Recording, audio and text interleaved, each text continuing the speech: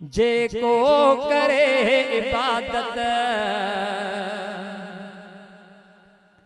15 जी रात जागी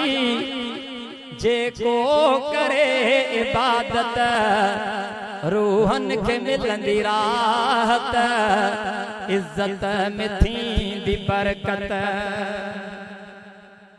रूहन के मिलंदी राहत इज्जत में थींदी बरकत 15 जी रात जागी जेको करे इबादत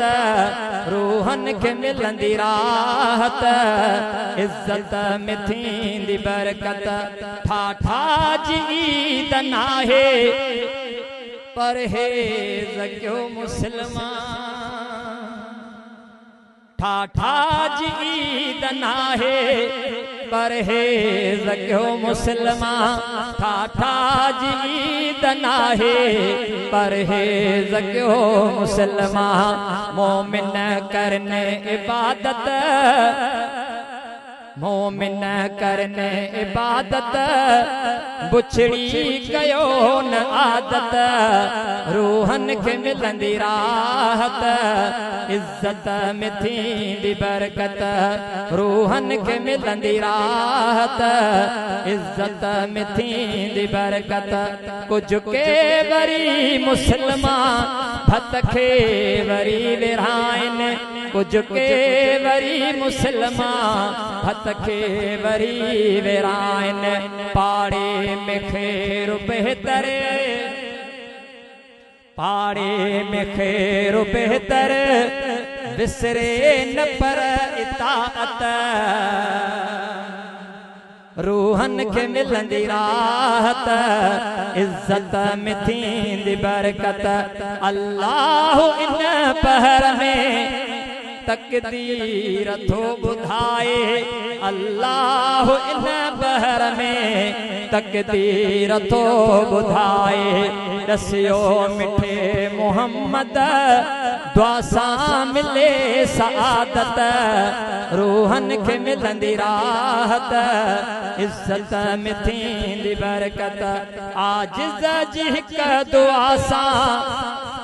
तकदीर थो मटाए आजिज़ जी हिक दुआ सां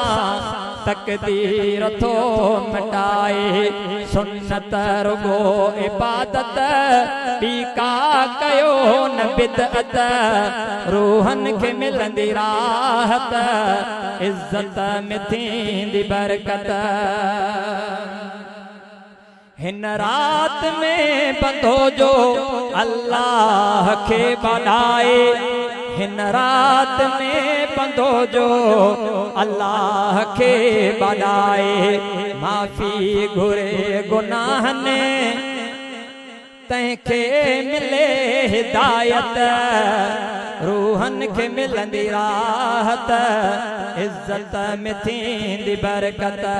सुन्नत जकम कंदो करे इन रात में अजीज सुन्नत जकम कंदो करे इन रात में अजीज उलमा हक सुञाणे जाहिल सकर बगावत रूहन के मिलंदी राहत इज्जत में थींदी बरकत कुरान जे पढ़ण सां